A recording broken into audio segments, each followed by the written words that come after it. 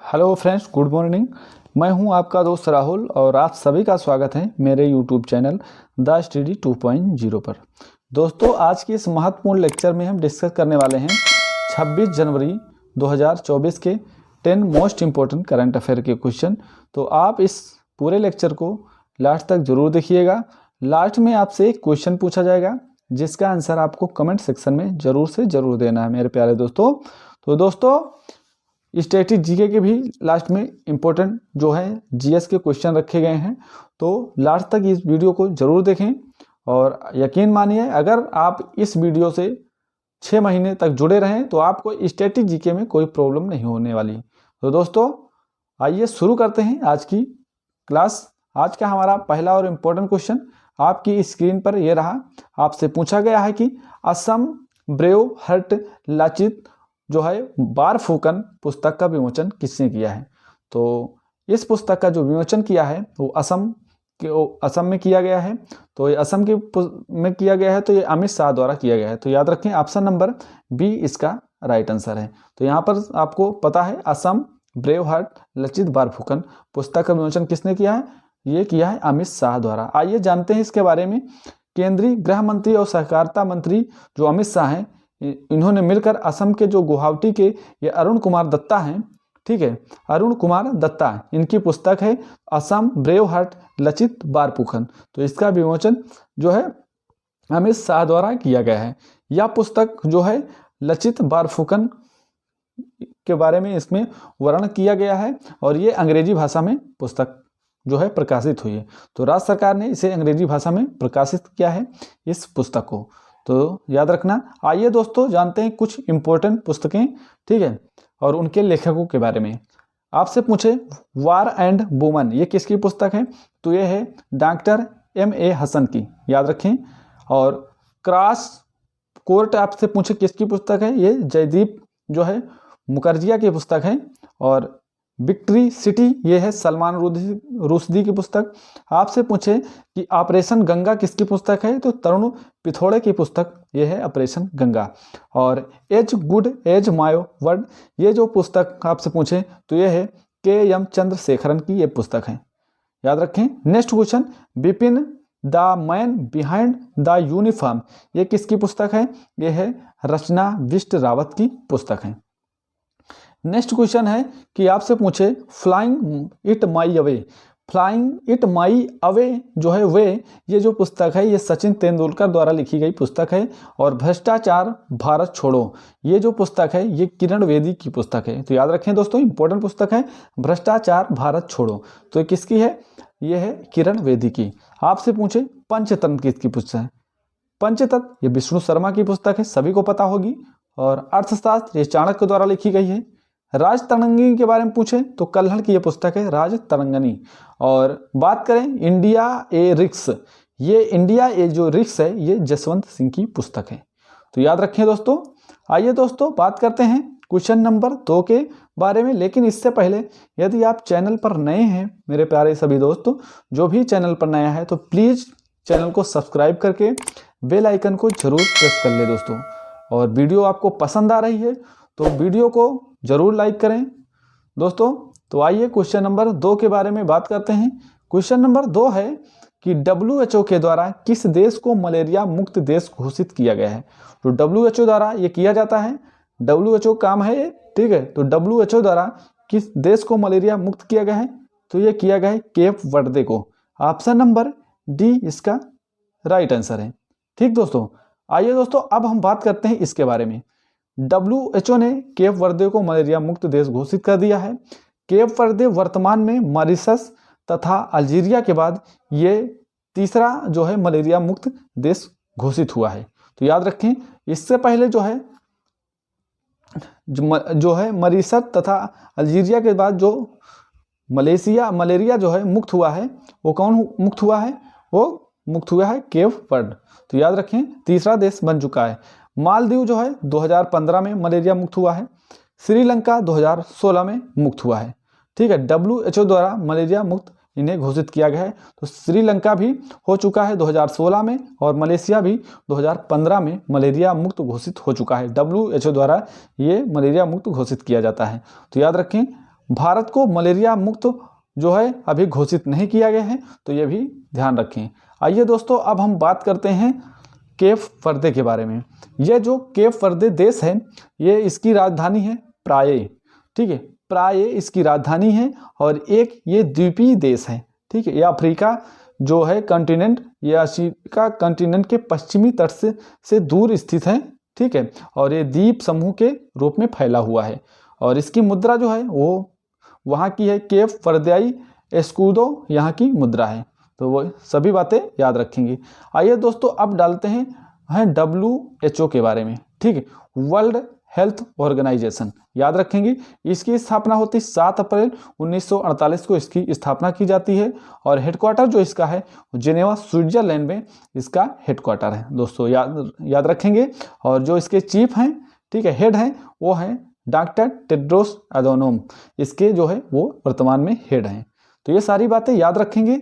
अब आइए हम बात करते हैं नेक्स्ट क्वेश्चन की। क्वेश्चन नंबर हमारा 3 है, इंपॉर्टेंट क्वेश्चन है आपके लिए।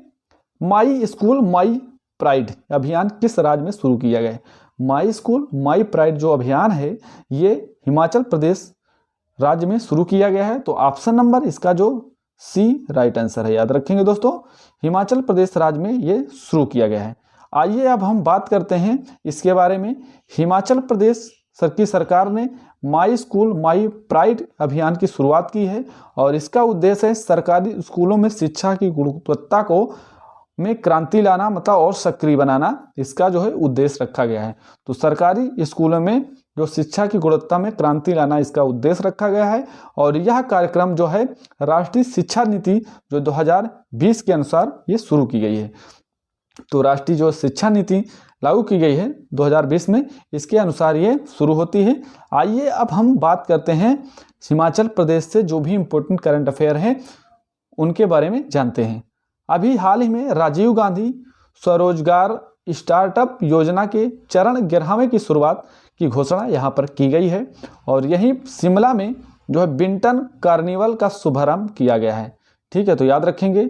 और हिमाचल प्रदेश में ही मोबाइल वैन कार्यक्रम की शुरुआत यहीं पर की गई है, और हिमाचल प्रदेश सरकार ने हस्तशिल्प और हथकरघा निगम का नाम बदलकर जो हिम क्राफ्ट रखा है।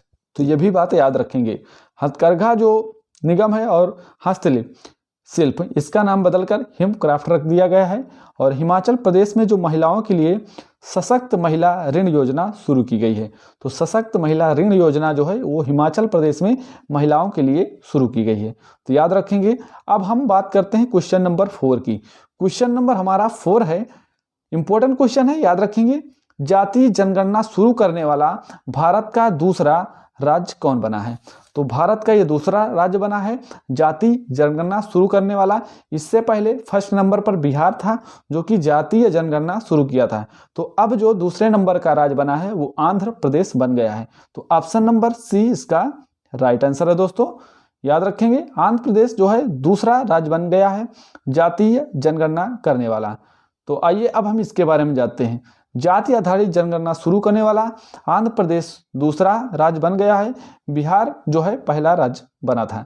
राज्य सरकार का लक्ष्य है 28 जनवरी 2024 तक, ठीक है, 28 जनवरी 2024 तक जनगणना को पूरा कराना आंध्र प्रदेश में, ठीक है।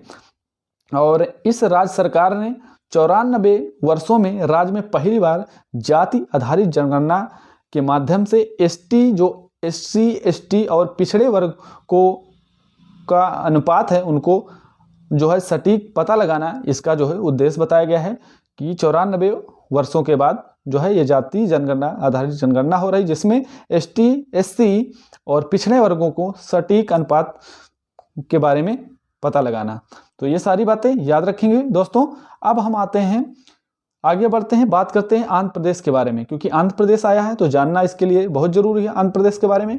तो आंध्र प्रदेश है दोस्तों, आंध्र प्रदेश राज्य का गठन आपसे पूछे तो 1 नवंबर 1956 को आंध्र प्रदेश राज्य का गठन होता है, ये बात आप याद रखेंगे। और यहाँ की राजधानी अमरावती है, तो याद रखेंगे इसको भी। और राज्यपाल जो है वो है S अब्दुल नाजिर, यहाँ के राज्यपाल हैं। मुख्यमंत्री यहाँ पे जगमोहन रेड्डी यहाँ के मुख्यमंत्री हैं।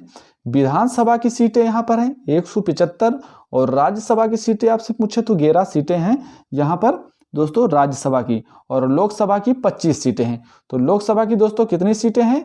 25 सीटें यहाँ पर लोकसभा की हैं, तो याद रखेंगे। अब आइए दोस्तों, अब हम बात करते हैं क्वेश्चन नंबर 5 की। इंपॉर्टेंट क्वेश्चन ये भी है आपके लिए। इसमें आपसे पूछा गया है कि इंडियन इम्यूनोलॉजिकल्स ने हेविश्योर वैक्सीन किस बीमारी के लिए लॉन्च किए थे? तो ये इसका नाम है हेविश्योर वैक्सीन। तो ये बात याद रखेंगे, नाम इसका हेविश्योर वैक्सीन।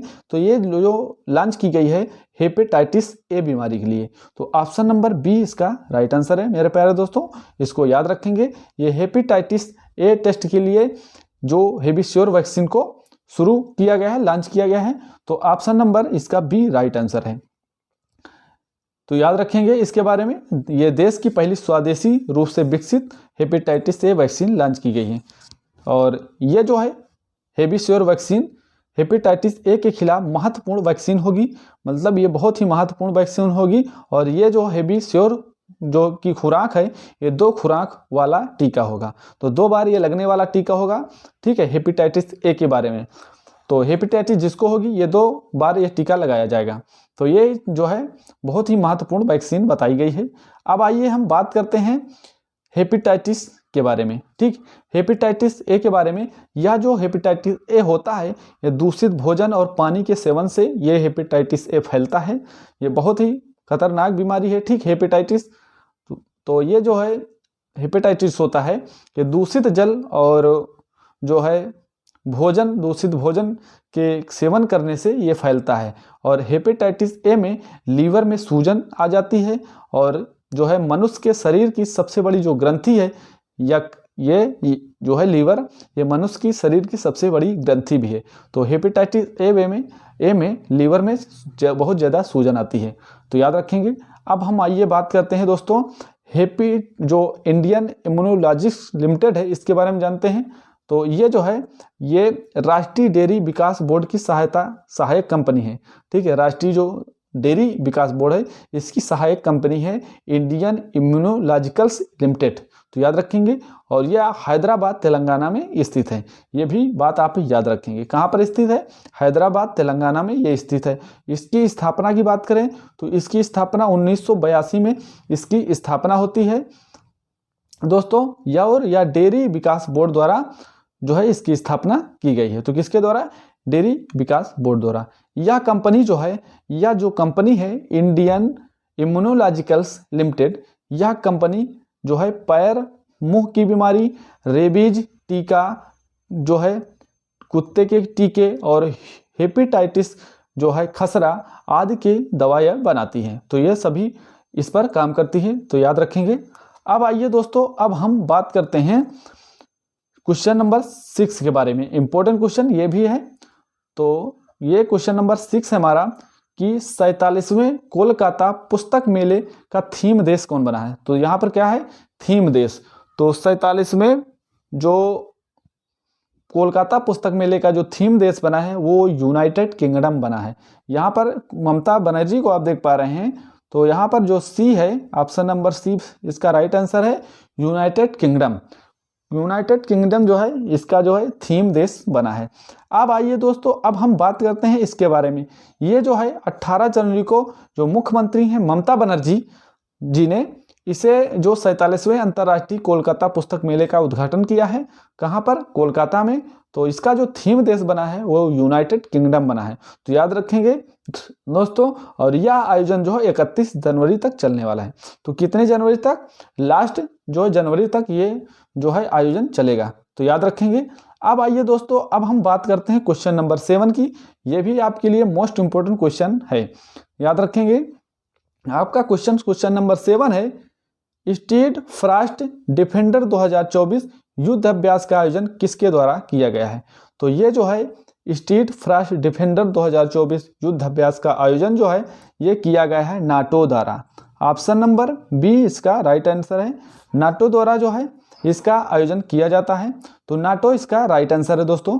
अब आइए हम बात करते हैं यूरोप महाद्वीप के अलग अलग देश हैं, ठीक है। यूरोप महाद्वीप के अलग अलग देश में फरवरी से मई 2024 तक नाटो के द्वारा, किसके द्वारा?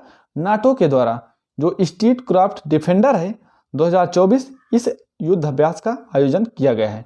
तो यूरोप महादेश के जो अलग अलग देश हैं तो यहाँ पर चलने वाला है, अलग अलग देशों में फरवरी से मई तक ये चलने वाला है। तो याद रखेंगे इसका मुख्य उद्देश्य ये है कि रूस के साथ किसी भी बड़े युद्ध की स्थिति में अमेरिका जो सेना है, अमेरिका सेना की तरह से अपने यूरोपीय सहयोगियों की मदद कर सकती है। कैसे कर सकती है अमेरिकी सेना की तरह, इसके बारे में इसका उद्देश्य बताया गया है। ठीक है, इसलिए ये जो युद्धाभ्यास हो रहा है और जो बता रहे हैं कि जो स्ट्रीट क्राफ्ट डिफेंडर 2024 युद्ध अभ्यास है, इसमें जो है 90,000 सैनिक, कितने हजार? 90,000। यहाँ पर 90,000 सैनिक, 50 युद्धपोत और 80 फाइटर जेट और 1100 युद्धक जो वाहन इसमें हिस्सा ले सकते हैं। तो इम्पोर्टेंट बातें हैं, याद रखना। जो ये स्ट्रीट क्राफ्ट डिफेंडर है, ठीक है, इसमें 90,000 सैनिक भाग लेंगे। कितने हजार? 90,000। और जो 50 जो है यहाँ पे युद्धपोत इसमें भाग लेने वाले हैं और 80 फाइटर जेट भाग लेने वाले हैं और 1100 युद्धक वाहन हिस्सा लेने वाले हैं इसमें। इस नए अभ्यास में याद रखेंगे, इस नए अभ्यास में नाटो के सभी जो 31 देश हैं, कितने देश? 31 देश और स्वीडन के सैनिक इसमें शामिल होंगे। तो नाटो में 31 देश हो चुके हैं और फिनलैंड जो है नाटो का लास्ट जो है नया नंबर का मेंबर बना है। तो फिनलैंड 31वें नंबर का देश है। तो इसमें जो है नाटो के सभी देश भाग लेंगे और स्वीडन के सैनिक शामिल होंगे इसमें। तो याद रखेंगे। और स्वीडन जो है शीघ्र ही नाटो का सदस्य देश बना है। तो कौन सा बना है? स्वीडन। तो सॉरी, यहाँ पे स्वीडन, ठीक है, अभी बना है। तो स्वीडन बना है, याद रखेंगे। अब आइए दोस्तों, अब हम बात करते हैं नाटो के बारे में। ठीक है, NATO North Atlantic treaty organisation, इसका फुल फॉर्म पहले याद रखेंगे आप लोग। क्या नाम है इसका? फुल फॉर्म क्या होता है? एन से नॉर्थ, ए से अटलांटिक, टी से ट्रेटी और ओ से ऑर्गेनाइजेशन। नाटो का फुल फॉर्म है, याद रखेंगे। ठीक है दोस्तों, नाटो जो है जो यूरोप और उत्तरी अमेरिका में स्थित है और 31 सदस्य के देशों का एक अंतर सरकारी राजनीतिक और सैन्य का है गठबंधन है। तो 31 देशों का है। तो ये बात याद रखेंगे। नाटो की स्थापना आपसे कभी पूछे तो 1949 में नाटो की स्थापना की जाती है और मुख्यालय जो इसका है वो है ब्रुसेल्स में। तो ये भी बात आप याद रखेंगे।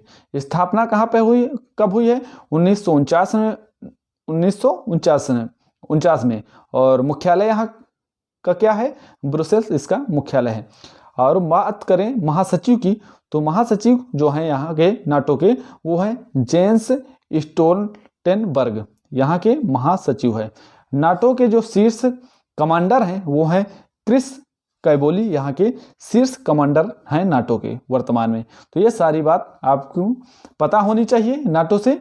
अब आइए दोस्तों, अब हम बात करते हैं जो प्रमुख युद्धाभ्यास हैं उनकी चर्चा करते हैं एक बार। तो याद रखें और इस वीडियो को पसंद आ रही है, जो भी जितने भी लोग इस वीडियो को देख रहे हैं, अगर वीडियो पसंद आ रही है तो प्लीज़ करके सभी अपने साथी तक, अपने इंस्टाग्राम, व्हाट्सएप, फेसबुक, जितने भी सोशल मीडिया है सभी तक शेयर करें दोस्तों।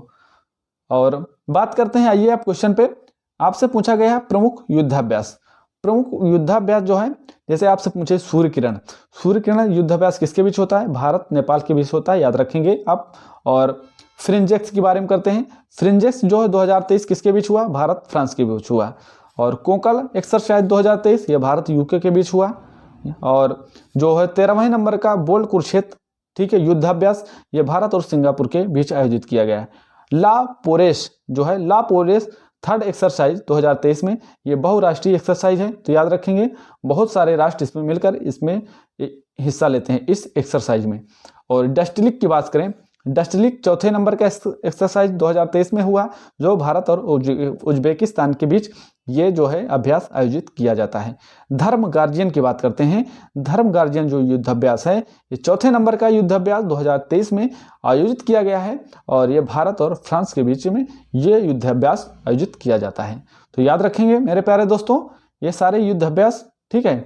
आइए अब बढ़ते हैं क्वेश्चन नंबर 8 की तरफ। और क्वेश्चन नंबर हमारा जो 8 है मोस्ट इंपॉर्टेंट क्वेश्चन है, यहाँ से क्वेश्चन बनना तय है। तो याद रखेंगे, यहाँ से आपको क्वेश्चन देखने को बहुत सारे क्वेश्चन मिलेंगे। हालांकि मैंने इसकी अलग से वीडियो आपको बनाई है, तो वीडियो अगर ना देखे हो तो सभी जितने भी प्यारे दोस्त देख रहे हैं, इसी चैनल पर वीडियो पड़ी हुई है, जाकर जो राम मंदिर जो है इसकी वीडियो पूरी पड़ी हुई है, कौन कौन से क्वेश्चन बन सकते हैं, सभी क्वेश्चनों को मैंने अच्छे से डिस्कस किया है।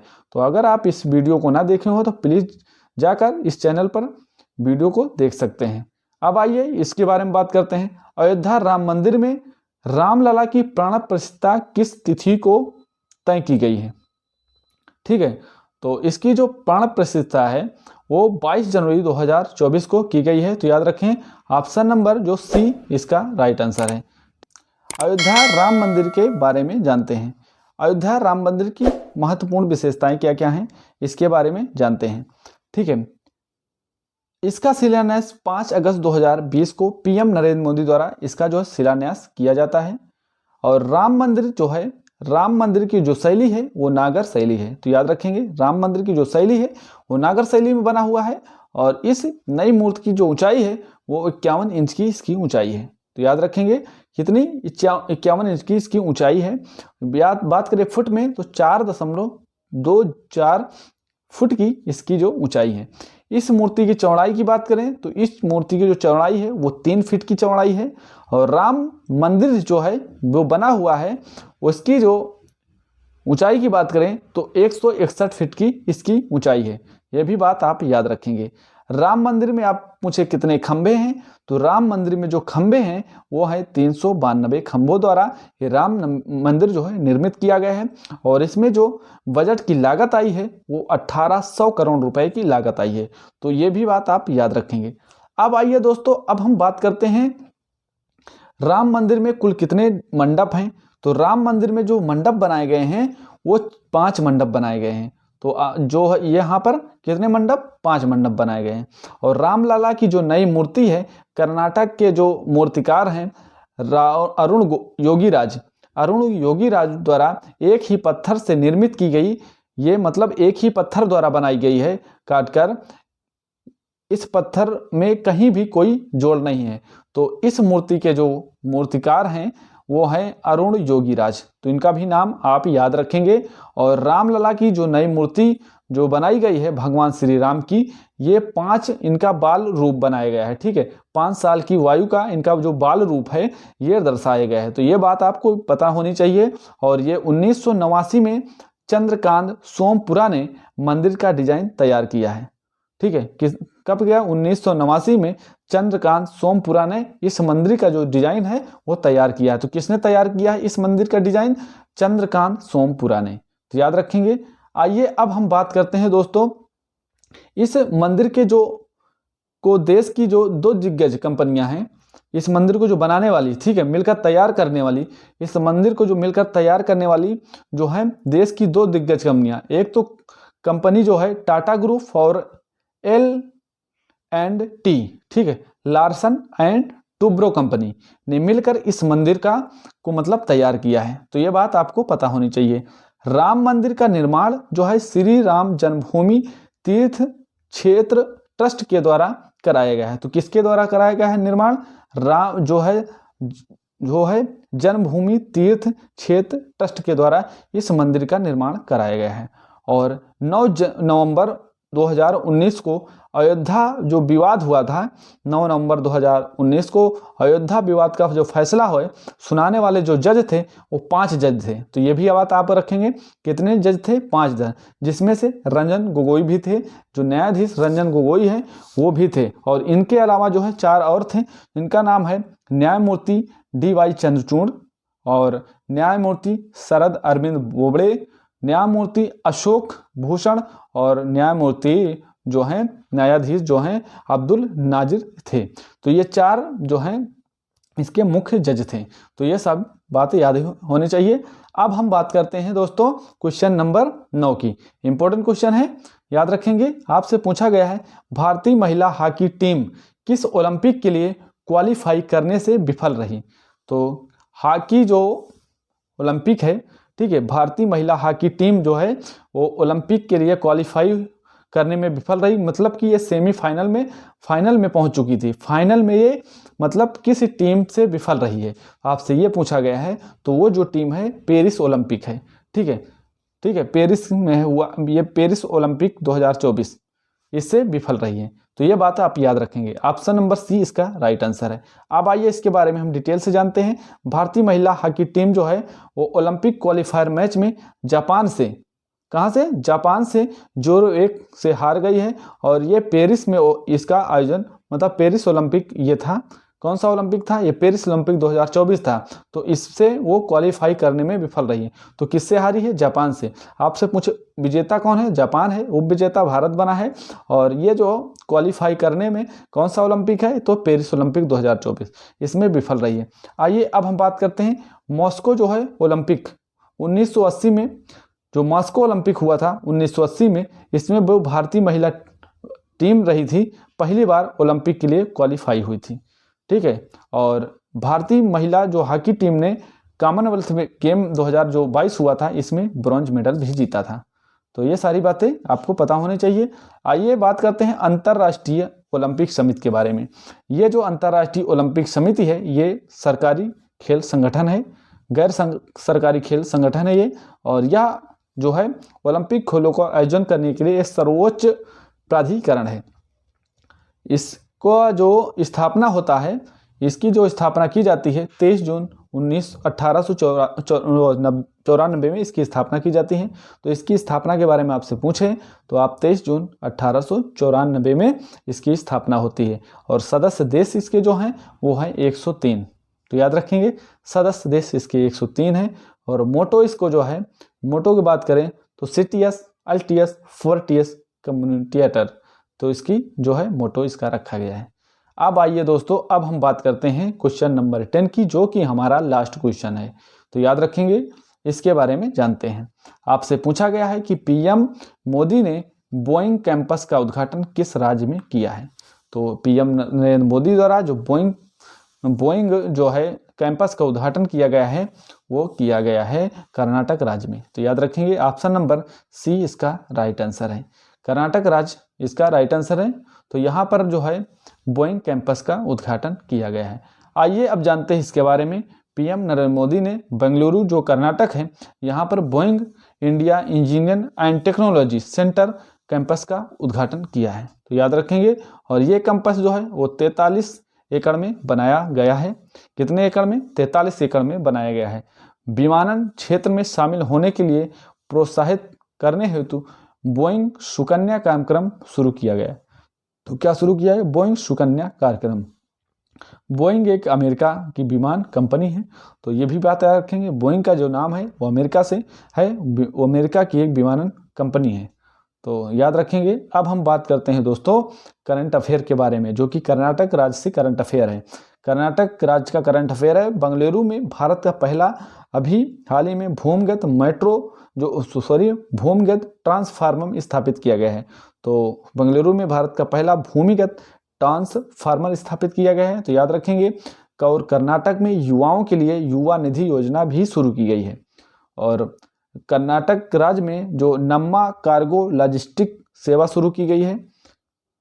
कर्नाटक में ही महिलाओं के लिए मुफ्त बस यात्रा के लिए शक्ति योजना की घोषणा की गई। कौन सी योजना, शक्ति योजना। ठीक है, याद रखेंगे। और गृह लक्ष्मी योजना जो है कर्नाटक राज्य में शुरू की गई है। और नरेंद्र मोदी ने ही शिवमोगा एयरपोर्ट जो है उसका उद्घाटन किया है। तो शिवमोगा एयरपोर्ट का भी उद्घाटन किया है नरेंद्र मोदी के द्वारा कर्नाटक में। अब आइए दोस्तों नेशनल पार्क की बात करते हैं। कर्नाटक के जो भी महत्वपूर्ण नेशनल पार्क हैं उनके बारे में चर्चा करते हैं। कर्नाटक में ही बांदीपुर नेशनल पार्क है। तो याद रखेंगे कहाँ पर है, बांदीपुर नेशनल पार्क कर्नाटक राज्य में। नागरहोल की बात करें ये भी कर्नाटक में है। ठीक, बन्नेर घट्टा नेशनल पार्क कर्नाटक में है। कुंद्रे मुख नेशनल पार्क कर्नाटक में है। अंसी की बात करें तो अंसी नेशनल पार्क जो है ये भी कर्नाटक में है। तो याद रखेंगे सभी ये पार्क जो हैं नेशनल पार्क सारे कर्नाटक के नेशनल पार्क हैं। दोस्तों कर्नाटक की सबसे बड़ी आपसे नदी पूछें तो कर्नाटक की सबसे बड़ी नदी कृष्णा नदी है। आइए दोस्तों अब हम जानते हैं कर्नाटक में जो भी बांध हैं उनके बारे में चर्चा करते हैं। अलमाटी बांध पूछें आपसे तो कृष्णा नदी पर है। कहाँ पर, कर्नाटक में कृष्णा नदी पे अलमाटी बांध है। और भद्रा बांध यहीं पर है, भद्रा नदी पे कर्नाटक में। हेमवती जो है बांध, ये भी हेमवती नदी कर्नाटक में है। लखिया बांध, ये लखिया नदी पर है कर्नाटक में। और लिंग नमाकी जो बांध है, ये भी साबरमती नदी का है। ये कहाँ पे? साबरमती नदी पे है, ठीक है, कर्नाटक राज्य में स्थित है। मालप्रभा बांध की बात करें तो ये भी मालप्रभा ही नदी पर है, लेकिन कर्नाटक राज्य में है। तो ये सभी बांध यहाँ के हैं, कर्नाटक के, याद रखेंगे। सुपा बांध जो है काली नदी में है। और तुंगभद्रा बांध तुंगभद्रा नदी पे है। तो ये सभी इंपॉर्टेंट जो बांध है कर्नाटक राज्य के हैं। मैंने इसके नदियों के बारे में बताया है, तो आप इसको एक बार जरूर देख लेंगे दोबारा से। आइए दोस्तों, अब बात करते हैं कल की क्लास का रिवीजन का। कल का मेरे क्लास का जो रिवीजन है उसको करते हैं। आपसे पूछा गया था किस राज्य में मोहाली में अपनी तरह का पहला जो मदर मिल्क बैंक स्थापित किया गया? तो पंजाब राज्य इसका राइट आंसर था। किस राज्य के कच्छी खरे खजूर को जीआई टैग दिया गया है? तो गुजरात के राज्य को। और जो सशस्त्र सीमा बल के नए महानिदेशक कौन बने हैं? तो दलजीत सिंह चौधरी बने हैं। और जो अजीत सिंह गिल का निधन हो गया वो संबंधित थे किससे? क्रिकेट और हॉकी से। तो ये दोनों खेल खेलते थे, तो याद रखना। आइए अब हम बात करते हैं, आगे बात करते हैं 2024 के लिए कितने बच्चों को प्रधानमंत्री राष्ट्रीय बाल पुरस्कार प्रदान किया गया है? तो 19 बच्चों को प्रदान किया गया है। पेप्सिको इंडिया के सीईओ कौन बने हैं? तो जागृत कोटेचा बने हैं, तो याद रखेंगे। और पीएम मोदी ने किस राज्य में 2000 करोड़ रुपए लागत की 8 अमृत परियोजनाओं की आधारशिला रखी है? तो आधारशिला रखी है 2000 करोड़ रुपए की लागत से, तो ये महाराष्ट्र में रखी गई, तो याद रखेंगे। अब हम बात करते हैं नेक्स्ट क्वेश्चन की।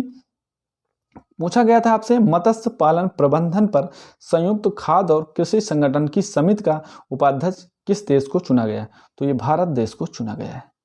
खेलो इंडिया यूथ गेम 2024 की शुरुआत किस राज्य में की गई? तो ये तमिलनाडु राज्य में की गई है। लास्ट क्वेश्चन था कल का मेरा, शिक्षा मंत्रालय के अनुसार कितने वर्ष के कम उम्र के विद्यार्थियों को कोचिंग सेंटर से नामांकित नहीं किया जाएगा? तो ये 16 वर्ष, तो याद रखें 16 वर्ष से कम बच्चों को कोचिंग सेंटर में नामांकित नहीं किया जाएगा। दोस्तों अब आइए स्ट्रेटेजी का रिवीजन करते हैं मेरे प्यारे दोस्तों। आपके लिए स्ट्रेटेजी का है पहला क्वेश्चन हमारा, किस राज्यसभा के लिए नामित प्रथम फिल्म अभिनेत्री कौन थी? तो ये थी नरगिस दत्त। भारत में अंग्रेजी शिक्षा का मैग्ना कार्टा किसे कहा जाता है? तो वुड डिस्पैच को कहा जाता है 1854। और राष्ट्रपति शासन में राज्य का प्रमुख शासन संचालक कौन होता है? तो ये होता है राज्यपाल। वीरभूमि किस व्यक्ति से संबंधित है? तो राजीव गांधी की समाधि स्थल है वीरभूमि, तो राजीव गांधी से संबंधित है।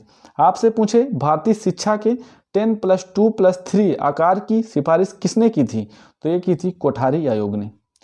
नेक्स्ट क्वेश्चन, 16 महाजनपदों की सूची किस में संबंधित उपलब्ध है? तो ये थी अगुंतर निकाय में उपलब्ध है 16 महाजनपदों के बारे में। लाख बख्श के नाम से जाना जाने वाला भारतीय शासक कौन था? तो ये था कुतुबुद्दीन ऐबक। 1892 के भारतीय परिषद संशोधन के नाम से भी जाना जाता है, तो वो जाना जाता है लॉर्ड क्रॉस का अधिनियम। नेक्स्ट क्वेश्चन, कौन सी नदी विंध्या तथा सतपुड़ा पर्वत श्रृंखला के मध्य से होकर गुजरती है? तो ये नर्मदा नदी होकर गुजरती है। संसद के किसी भी सदन के 2 सत्रों के बीच अंतराल किससे अधिक नहीं होना चाहिए? तो ये 6 महीने से अधिक नहीं होना चाहिए, तो याद रखेंगे। ये था जो है स्टैटिक जीके का रिवीजन। कल का मेरा क्वेश्चन था आपसे पूछा गया था किस देश के द्वारा दुनिया का सबसे पुराना किला खोजा गया था? तो किस देश के द्वारा दुनिया का सबसे पुराना किला खोजा गया था? तो इसका जो राइट आंसर है ऑप्शन नंबर ए, रूस द्वारा खोजा गया था। तो इसका जो राइट आंसर है केवल एक लोगों ने दिया, जिनका नाम है सर्वेश काजी, याद रखेंगे। अब हम बात करते हैं आज के प्रश्न का। आज का हमारा आपसे प्रश्न है, केंद्र सरकार ने भारत तिब्बत सीमा पुलिस ITBP का नया महानिदेशक किसे नियुक्त किया है? तो इसका जो राइट आंसर है आप कमेंट सेक्शन में जरूर बताएं दोस्तों।